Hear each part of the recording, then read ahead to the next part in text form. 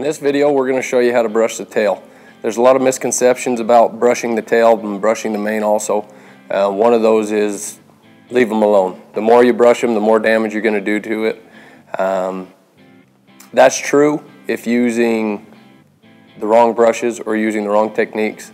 It's a simple thing to change in your everyday grooming that will help maintain that long tail and that long mane that you're trying so hard to grow out.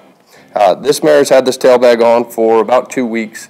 It's typically longer than what we like to keep them on for. We recommend a week to 10 days. And remove it, brush the tail out, wash it if it needs it, and condition it, and then put the tail bag back on. So we're going to show you what 2 weeks of being in a tail bag looks like. This mare doesn't swish her tail a lot. It's June now, so it's hot. There's a lot of flies. She still doesn't swish it all that bad, so there's not going to be a lot of damage to her tail, I would guess. But we'll jump right into it. We use this double Velcro, keeps it secure. Yeah, her tail doesn't look too bad. Like I said, a week to 10 days is how long we like to keep the tails in. We use just regular hair ties. They don't damage the tail if kept in for a long period of time. You can see a few hairs that come off. That's from keeping it in too long, the 2 weeks. So what we like to do, unravel this tail.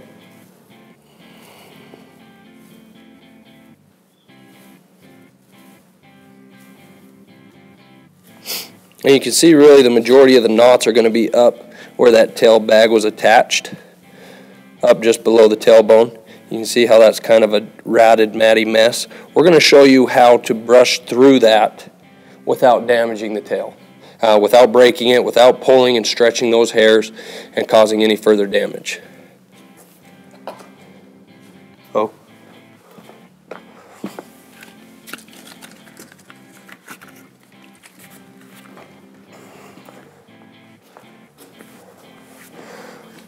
We highly recommend using a detangler of your choice.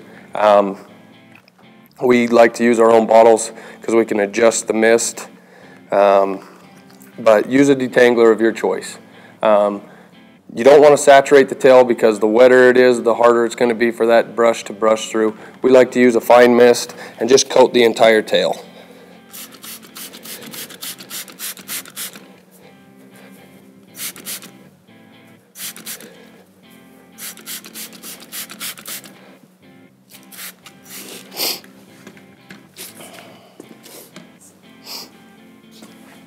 Now the key to brushing the tail without causing any damage is to start at the bottom. Reason for that, like we showed you just a minute ago, you've got a lot of snarls and a lot of knots in this upper part of the tail. If we were to start brushing at the top, we'd be dragging that brush through all of these knots all the way to the bottom, breaking and damaging that hair all the way down. So we like to start at the bottom. And another point I want to make is the brush that you use. We use a fairly stiff bristled, nylon bristled, or you can use boar hair bristled brush. We'll do another video on the reasons why we like this brush. This is a brush, this style brush you can find on the website. Really like these brushes, because if you encounter knots, this brush will not pull right through a knot and break and damage that hair. You can feel the knots, and if you do encounter knots, put the brush away, work those knots out with your hand, and then continue to brush. So, our technique for brushing the tail. We start at the bottom, and we work up in 6 to 8 inch increments. And the reason for that is, like I said before, if you start at the top with all those knots, you're going to pull those all the way through. So start at the bottom, remove all the knots, and work your way up. So we'll start here at the bottom, just the first couple inches. It does help at times, lay that hair against your leg, and then just start working your way up. Now where this tail was braided and rounded up in that tail bag, see how it's got these curves in it? So I'm just going to separate the 3 different sections and brush them individually.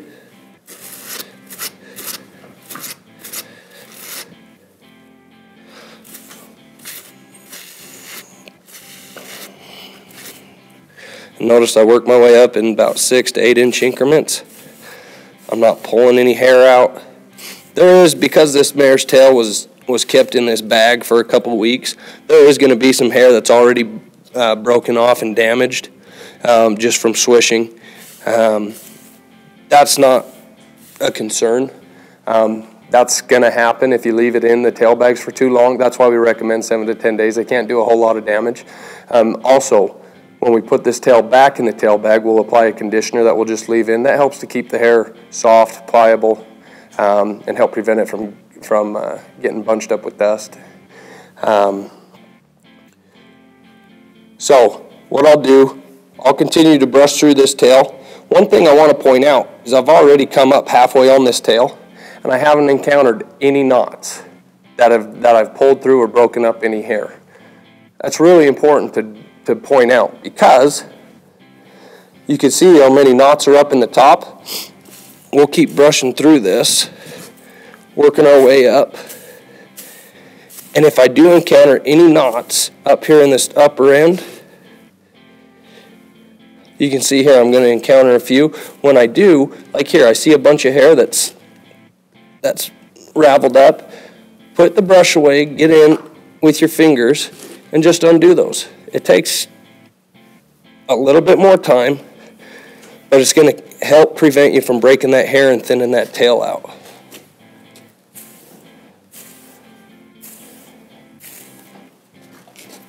Again, you can see some hair bunched up right here. I'm just going to go in with my hands, separate that out, and then go back to it with the brush. I'm going to finish this tail, and we'll come back and show you how we braid it and put the tail bag on.